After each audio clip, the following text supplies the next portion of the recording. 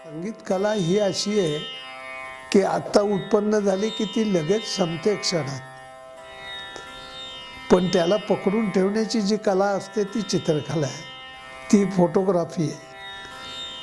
पकडून ठेवतात आणि ते ते भाव अशा अचूक ठिकाणी ते टिपतात की ती कलाकार व्यक्ती कायमची पाहणाऱ्या लोकांच्या स्मरणात राहते.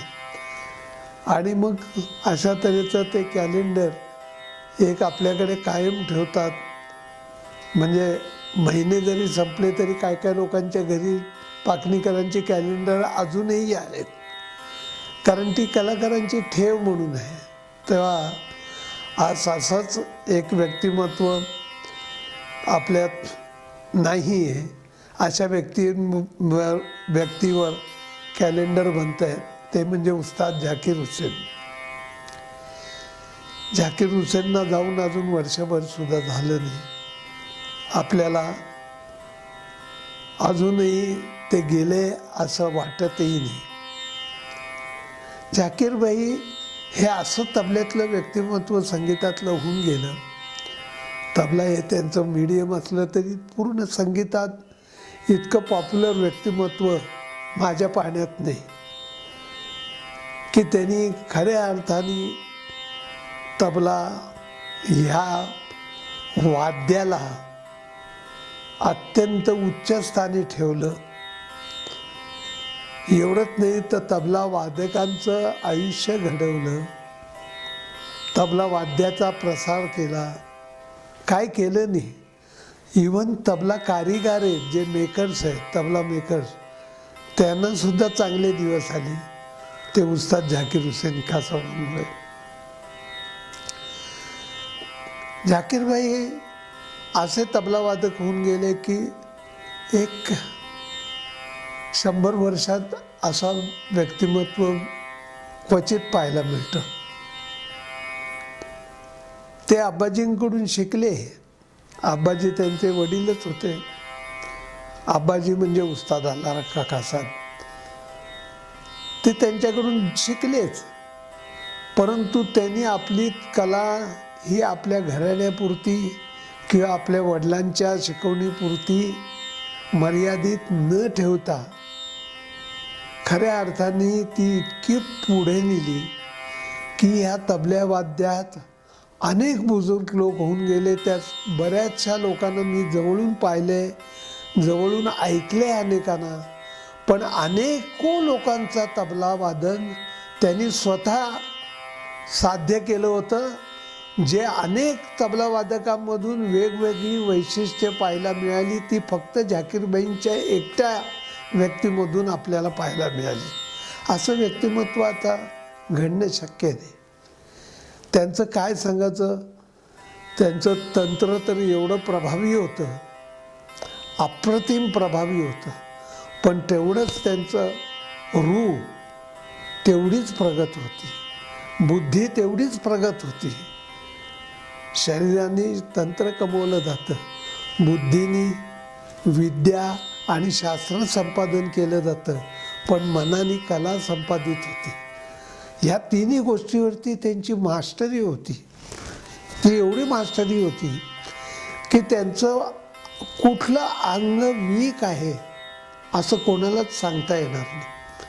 तुम्ही सगळ्या तबलावादकांना बोलवलं तिथे आणि सांगायचं, प्रश्न विचारायचा की झाकीर भाई इसमें कम थे, तर कोणाला सांगता येणार नाही. नाही तर प्रत्येक कलाकाराचं जेवढं आपलं अंग स्वतःचं प्रभावी असतं तेवढंच कुठलं तरी वीकही असतं. पण झाकीर भाई हे एक असं व्यक्तिमत्व होतं की त्यांचं कुठलंच वीक अंग नव्हतं. अतिशय उत्तम सोलो वादन, अतिशय उत्तम साथ संगत, गाण्याची तेवढी साथ चांगली, इन्स्ट्रुमेंटची तर त्याच्यापेक्षा भारी, डान्सची तर त्याच्याही पेक्षा भारी. आणि ते ज्याच्याबरोबर साथ करायचे त्याला धन्यता वाटायची. त्या कलाकाराला मग संतूरची साथ करून देत, फ्लूटची करून देत, नृत्याची करून देत, गायनाचे करून देत. आपल्याबरोबर झाकीर हुसेन वाजवायला ह्याचा अत्यंत स्वतःला धन्यता वाटे प्रत्येक कलाकाराला. ही जी धन्यता होती ती प्रत्येक क्षणोक्षणी प्रत्येकाच्या चेहऱ्यावर दिसत होती.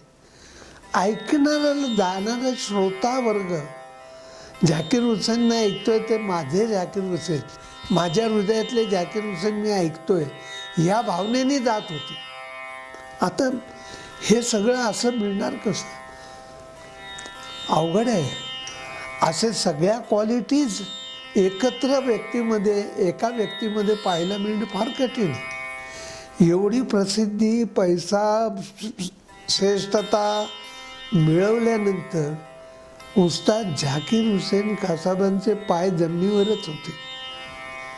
जमिनीवरून कधी वर गेले नाही. त्यांनी आज तगायत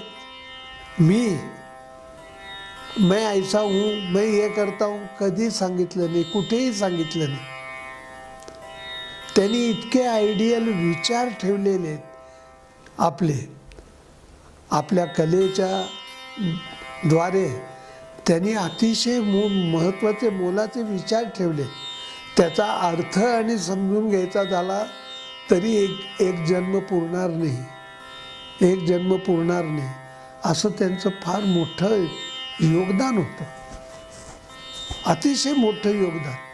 आणि पॉझिटिव्ह अँगलनी त्यांच्याबद्दल कायम बोललं गेलं. त्यांच्याकडे प्रचंड विद्या होती आणि तेवढीच प्रगत सादरीकरण होतं. नाहीतर विद्या आणि सादरीकरण ह्याच्यात अंतर नेहमी पाहायला मिळतं. हे अंतर झाकीरबाईंच्या वादनात कधी दिसलं नाही. जे त्यांच्या मनात यायचं तेच व्यक्त व्हायचं.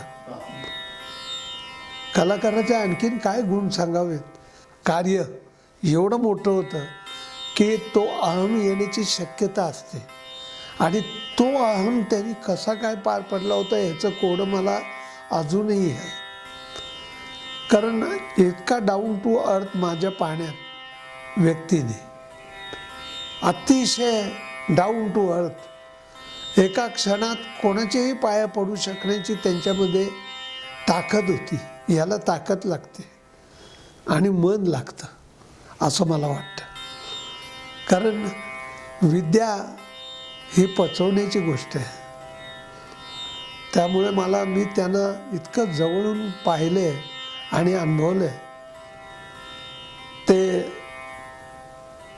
कधीतरी मला नमस्कार करायचे तर मला फार ओशाळल्यासारखं व्हायचं. फार मी ताबडतोब करत होतो नमस्कार. मला एक दिवस म्हणाले आप मत करिए. मैंने कहा आप महागुरु हैं, आप बहुत बड़े लोग हैं, एक जन्म का आपका नहीं है, कितने जन्म बरसों के बाद आपकी तपस्या बहुत बड़ी है. मैं त्याला म्हटलं अभी इस जन्म में तो मैं उम्र से बड़ा हूँ, सिर्फ वादन से नहीं आपसे. हे कायम त्यानं म्हणत होतं. आणि म्हटलं उसमें क्या है, हम तो वारकरी लोग हैं, एकमेक के पाव पडते हैं. मग ते पण असं व्यक्तिमत्व की ज्या व्यक्तिमत्वातून प्रत्येक गोष्ट शिकण्यासारखी होती. खूप काही शिकायला मिळालं, खूप काही अनुभवायला मिळालं.